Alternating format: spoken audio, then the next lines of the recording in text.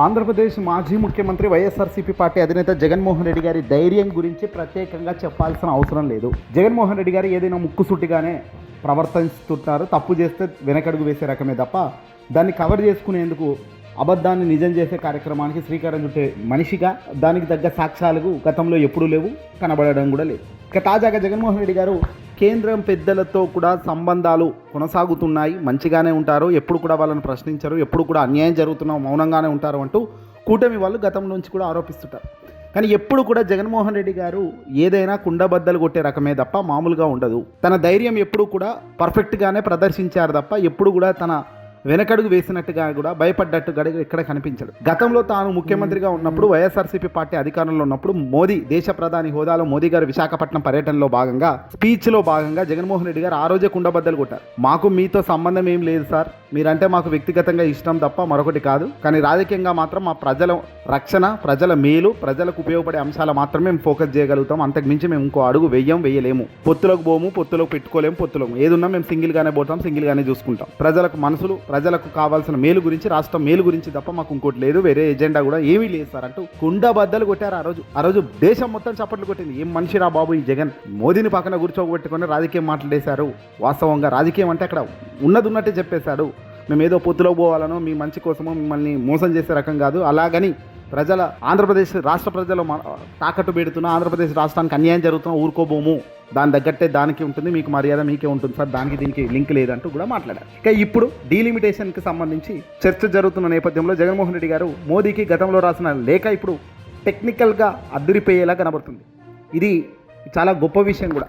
నాయకులు అందరూ మౌనంగా ఉన్న నేపథ్యంలో జగన్మోహన్ రెడ్డి గారు రాజ్యాంగ సవరణ చెయ్యండి అనే డిమాండ్ను ఏకంగా ముందుకు తీసుకొచ్చారు. ప్రధాని మోదీ గారికే లేఖ రాశారు. సీట్లను కేవలం జనాభా ప్రతిపాదికన కాకుండా 50% జనాభా ప్రకారం మిగిలిన 50% రాష్ట్రానికి ఇచ్చే ఆదాయం అంటే జిఎస్డిపి ప్రకారం కేటాయించాలి సార్ అంటూ కొత్త ఫార్ములాను ప్రతిపాదించడమే కాదు, తీసుకొచ్చి మోదీ గారికి లేఖలో ప్రస్తావించిన వ్యక్తి జగన్మోహన్ రెడ్డి గారు. జనాభా నియంత్రించినందుకు మాకు రాజకీయంగా అన్యాయం చేయవద్దని, దక్షిణాది రాష్ట్రాల వాటా షేర్ తగ్గకుండా రాజ్యాంగాన్ని సవరించాల్సిన అవసరం ఉందని కోరారు.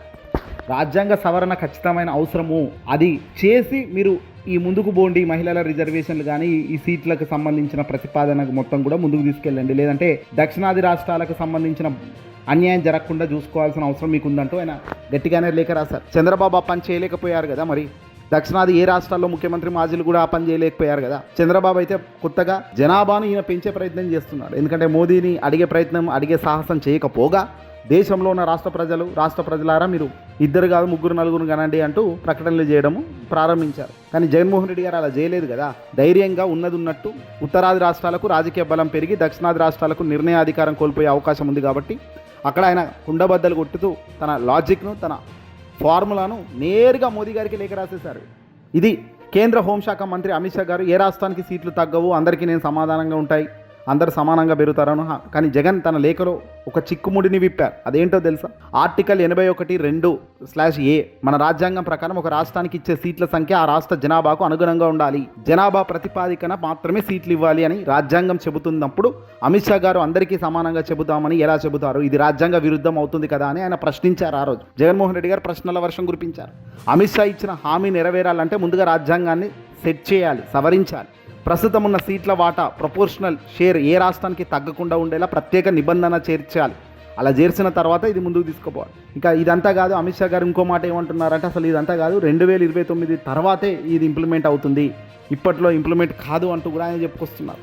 ఎప్పుడు ఇంప్లిమెంట్ అయినా చట్ట సవరణ చేసిన తర్వాతే, రాజ్యాంగంలో సవరణ జరిగిన తర్వాతే ముందుకు పోవాలనేది జగన్మోహన్ రెడ్డి గారు లేఖలో కుండబద్దలు కొట్టారు. ప్రస్తుతం లోక్సభలో ఆంధ్రప్రదేశ్ వాటా సుమారు 4.6% ఉంటే కొత్తగా సీట్లు పెంచిన తర్వాత కూడా 4.65% వాటానే ఉంటుంది. జనాభా ప్రతిపాదకన దాన్ని 3%కి తగ్గించకూడదనేది ఆయన వాదన. ఇక జగన్ తన లేఖలో చాలా ఘాటుగా ఒక మాట అన్నారు. జనాభాను అదుపులో ఉంచినందుకు దక్షిణాది రాష్ట్రాలను శిక్షించడం దేశ సమగ్రతకు మంచిది కాదు అన్నారు. ఇది అత్యంత ముఖ్యమైన పదాలు ఇవి. జనాభాను అదుపులో ఉంచినందుకు దక్షిణాది రాష్ట్రాలకు పిలిచి గౌరవం ఇవ్వాల్సింది పోయి శిక్షించడం దేశ సమగ్రతకు మంచిది కాదు.